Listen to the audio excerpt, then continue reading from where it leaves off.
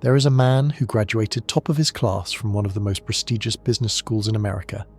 He studied financial modeling, portfolio theory, risk management, and every other concept you would expect someone with an MBA to master. He could explain the capital asset pricing model in his sleep. He understood derivatives, hedge ratios, and the mathematical foundations of modern finance better than most professionals working on Wall Street. And yet, at 43 years old, he filed for bankruptcy. Not because he lost his job, not because of a medical emergency, not because of some catastrophic event beyond his control. He filed for bankruptcy because he could not stop spending money he did not have on things he did not need to impress people he did not even like. His credit cards were maxed. His savings were non-existent. His retirement account had been raided years ago to cover lifestyle expenses he could not afford. And when I heard his story, something clicked that I had never fully understood before. Knowing about money and being good with money are two completely different things. And the gap between them is where most financial lives go to die. This might sound counterintuitive. We live in a world that worships information. We believe that if we just learn enough, read enough books, watch enough videos, take enough courses, we will somehow transform into the people we want to become. And nowhere is this belief more prevalent than in personal finance. The assumption is that financial problems are knowledge problems, that people struggle with money because they do not understand compound interest or asset allocation, or the difference between a Roth IRA and a traditional one. And so the solution seems obvious. Educate them, give them information, fill the gap in their understanding, and watch the transformation unfold. But this assumption is wrong, dangerously expensively wrong, because financial literacy is not about what you know, it is about what you do. And the space between knowing and doing is not a small crack you can step over, it is a canyon that swallows people whole. Let me tell you what I mean. You probably already know that you should spend less than you earn. You probably already know that credit card debt is expensive. You probably already know that you should be investing for retirement, that compound interest favors those who start early, that impulse purchases add up over time. None of this is secret information. It is repeated so often that it has become background noise, financial wisdom so obvious that it barely registers anymore. And yet, look at your bank statement from last month. Look at your savings rate. Look at the gap between what you know you should do and what you actually did. If knowledge were enough, that gap would not exist. If understanding concepts translated automatically into change behavior, you would already be exactly where you want to be financially, but you are not, and neither is almost anyone else. The person with the MBA went bankrupt not because he lacked information, but because information was never the problem. The problem was behavior. The problem was habits. The problem was the daily, invisible, seemingly insignificant choices that compound over time into either wealth or ruin. And this is where we need to challenge everything you have been taught about getting better with money, because the financial education industry has sold you a lie. The lie is that you need more knowledge, more sophisticated strategies, more complex frameworks, more advanced understanding. The lie is that the path to financial security runs through mastery of complicated concepts that require years of study to understand, and this lie serves the people selling courses and certifications and advisory services, but it does not serve you. Because the truth is almost embarrassingly simple. Small habits, repeated consistently, create outsized results. You do not need a perfect plan. You do not need advanced mathematics. You do not need to understand options trading or macroeconomic theory or the intricacies of tax law. You need a handful of behaviors executed automatically day after day until they become as natural as breathing. The person who automates $100 a month into an index fund and never thinks about it again will almost certainly end up wealthier than the person who spends years studying the perfect investment strategy but never actually invests. Execution beats knowledge, consistency beats optimization, boring beats brilliant, and yet we keep chasing complexity because complexity feels like progress, even when simplicity is what actually works. But before we talk about specific habits, we need to address something more fundamental, something that most financial advice skips entirely because it is harder to quantify and impossible to sell as a product. And that is the question of values. What do you actually care about? Not what you think you should care about, not what society tells you to care about, not what your parents or your friends or your social media feed suggests you should prioritize. What, when you strip away all the noise and expectations, actually matters to you. Because here is a truth that will transform your relationship with money more than any budgeting app or investment strategy ever could. Most financial dissatisfaction comes not from having too little money, but from spending money on things that do not reflect your actual values. Let me make this concrete. Take out your bank statement from the last 3 months. Not in your head, actually look at it. Look at where your money went, the subscriptions you forgot you had, the impulse purchases that seemed important at the time, the dinners out, the clothes, the upgrades, the conveniences. Now ask yourself, if someone who had never met you looked at this statement, what would they conclude you care about? What story does your spending tell about your priorities? For most people, this exercise is uncomfortable, because the story their spending tells is not the story they want to believe about themselves. They say they value experiences over things, but their statement shows a closet full of clothes they never wear. They say they value family, but their statement shows more spent on entertainment than on activities with the people they love. They say they want financial freedom, but their statement shows lifestyle inflation that absorbs every raise before it can be saved. This is not a moral failing. This is the natural result of living in a world designed to separate you from your money through 1,000 small manipulations, each one exploiting the gap between your conscious values and your unconscious behavior. So here is the first habit that will change your financial life, and it has nothing to do with budgeting or investing. Define what actually matters to you. Write down 5 things, not 50, not 10, 5. The 5 priorities that, if you could only optimize for 5 things in your life, you would choose.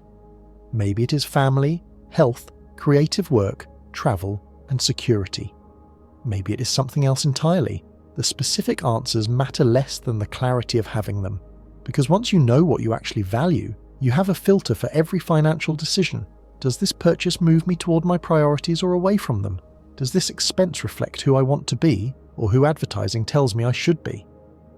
The goal is not to never spend money on things outside your top 5. The goal is to do so consciously, intentionally, with full awareness that you are making a trade-off. Most spending happens on autopilot, driven by habit and social pressure and the constant drumbeat of marketing.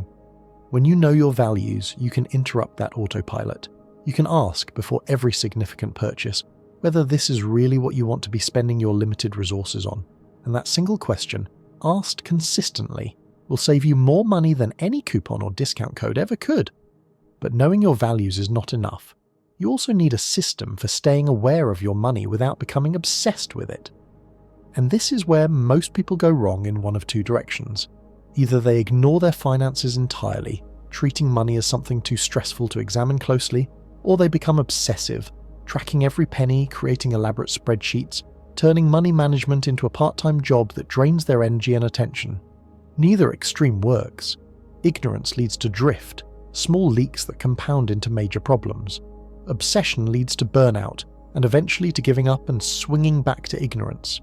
The solution is something in between, regular awareness without constant vigilance. Here is what this looks like in practice. Once a month, schedule what I call a money date. It does not need to be long. 30 minutes is enough. Sit down with your accounts, your statements, your numbers. Not to judge yourself or to feel guilty about what you see, but simply to look. Where did the money go? What surprised you? What aligned with your values and what did not? Is there one thing, just one, that you could adjust this month to bring your spending more in line with your priorities? One focus per month. Not a complete overhaul, not a radical transformation, one small shift. Maybe this month you notice you're spending more on food delivery than you realized, and you decide to cook at home twice more per week. Maybe next month you notice a subscription you forgot you had, and you cancel it. Maybe the month after that you increase your automatic investment by $50. These are not dramatic changes. They will not make headlines, but compounded over months and years, they will completely transform your financial life. The habit is not optimization. The habit is attention. Regular, structured, sustainable attention. And this brings us to perhaps the most counterintuitive principle of good money management. It should feel boring. If your financial life requires constant willpower, constant decision-making, constant vigilance, you're doing it wrong. Willpower is a limited resource. Decision fatigue is real. Every choice you have to make about money is a small drain on your mental energy, and that drain adds up. The solution is to remove as many decisions as possible by automating everything that can be automated. Your bills should be on auto-pay. Your savings should transfer automatically the day you get paid before you ever see the money in your checking account. Your investments should happen without any action required from you. The goal is to build a system where good financial behavior is the default, where you have to actively intervene to make a bad decision rather than actively intervene to make a good one. Think about it this way.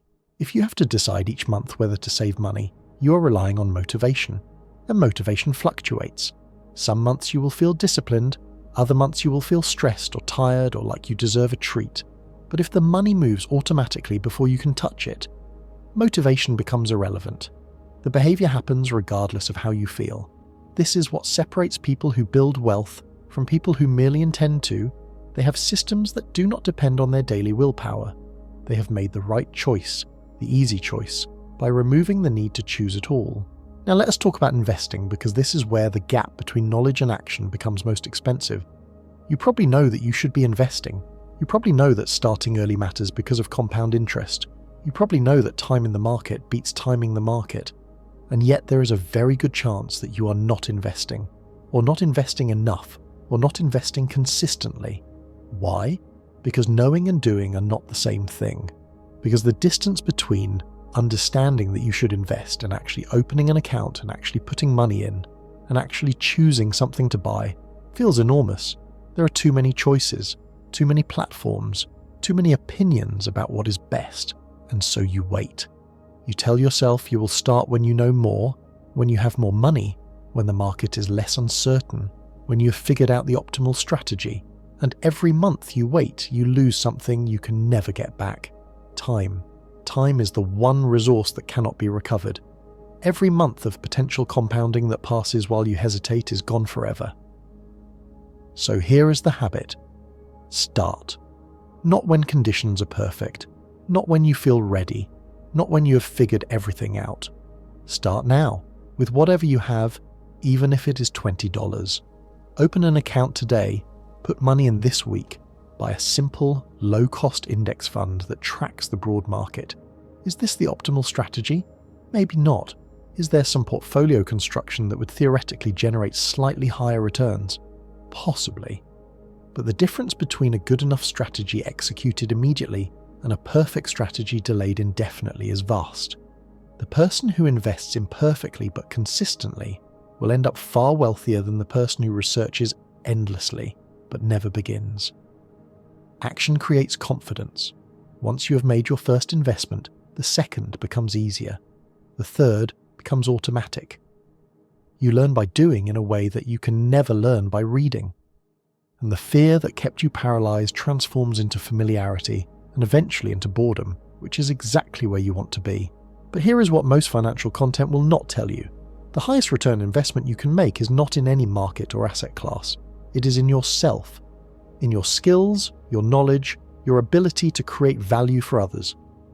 Every dollar you spend on developing a skill that increases your earning power will return far more than any stock or bond or real estate investment ever could. Because when you invest in an asset, your returns are limited by market performance. But when you invest in yourself, your returns are limited only by your ambition and execution. A course that costs $500 but teaches you a skill that increases your income by $10,000 a year is a 2,000% return. And unlike market investments, no one can take your skills away from you. They are not subject to crashes or downturns or economic cycles. They compound not just financially, but professionally, opening doors to opportunities that would otherwise be invisible. This is why I want you to reframe education not as an expense, but as an investment with a calculable return. Before you buy a course or attend a conference or pay for coaching, ask yourself, what is the specific outcome I expect from this? How will this translate into increased earning power or reduced costs? What is the return on investment? Not in vague terms of personal growth, but in actual dollars. This is not to say that all education needs to have immediate financial payoff. Some learning is valuable for its own sake. But when it comes to building financial literacy, intentionality matters. Do not buy courses randomly. Do not chase shiny objects because a compelling ad made them seem essential. Every educational investment should have a clear purpose and a clear expected return. And speaking of intentionality, let me address something that separates the people who actually improve their financial lives from the people who just consume content about it: implementation. If you are watching this video, you are already more interested in personal finance than most people. You're already in the minority who actively seeks out information about money. But information without implementation is entertainment, not education. And the financial content industry has become very good at providing entertainment that feels like progress. You can spend hours watching videos, reading articles, scrolling through advice, and feel like you are learning, like you're getting better with money, when in reality nothing in your actual financial life has changed. The accounts are the same, the habits are the same, the trajectory is the same. So here is the habit that makes everything else matter. After consuming any piece of financial content, including this video, identify one specific action you will take within 24 hours. Not something you will think about, not something you will consider, something you will do. Maybe it is opening that investment account you have been postponing. Maybe it is scheduling your first money date. Maybe it is writing down your 5 priorities. Maybe it is setting up one automated transfer. The specific action matters less than the act of taking action. Because execution creates literacy in a way that consumption never can. You learn the feel of money by handling it, not by reading about it. You develop financial intuition through experience, not through theory. Every action you take, no matter how small, builds momentum, and momentum is what transforms information into transformation. But you cannot do this alone. Not because you are weak, but because humans are not designed to change in isolation. We are social creatures shaped by the people around us, influenced by the norms of our communities, elevated or dragged down by our environments. And when it comes to money, we live in a culture of silence. Money is taboo. Talking about what you earn, what you spend, what you have saved, is considered impolite at best and shameful at worst. And this silence keeps people financially weak. Because when you cannot talk about money, you cannot learn from others' experiences. You cannot benchmark yourself against realistic standards. You cannot ask for help when you're struggling or share strategies when you're succeeding. The silence creates isolation, and isolation creates ignorance. Here is the uncomfortable truth. The wealthy talk about money all the time, not in crass, boastful ways, but in practical, strategic ways. They share information with each other.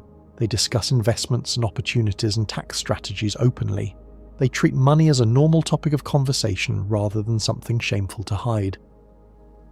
And this openness is part of how they stay wealthy. Information flows freely among them while the rest of the world stumbles in silence. So the habit is this: start talking about money, not to brag or complain, but to learn and teach. Find one person, a friend, a family member, a colleague who is willing to have honest conversations about finances. Share what you are learning, ask what they are doing. Compare strategies not as competition, but as education. Every conversation you have about money normalizes the topic a little more, reduces the shame and taboo a little more, opens the door to information and connection that would otherwise remain closed. And if you cannot find someone in your immediate circle, find a community. Online forums, local groups, people who are on the same journey you are. You do not have to figure everything out alone. In fact, you probably cannot. And this brings us to perhaps the most important habit of all, the one that underlies everything else: training yourself to think long term. Humans are not naturally wired for delayed gratification. Our brains evolved in environments where immediate rewards were essential for survival.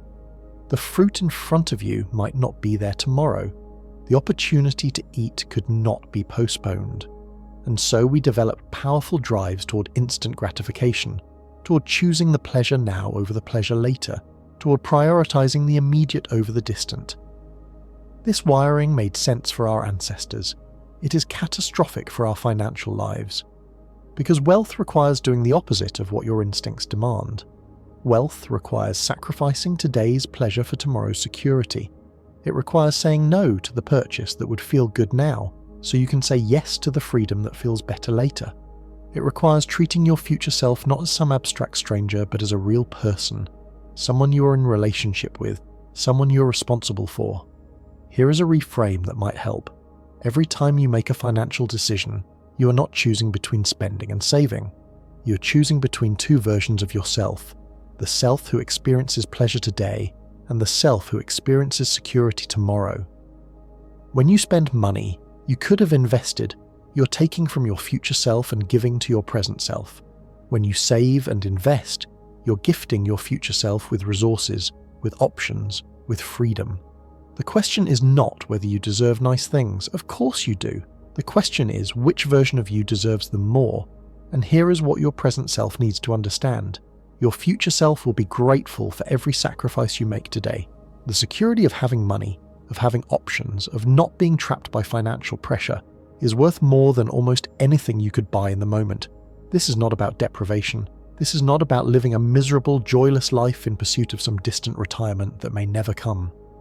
This is about intentionality, about spending generously on things that truly matter to you, while cutting ruthlessly on things that do not.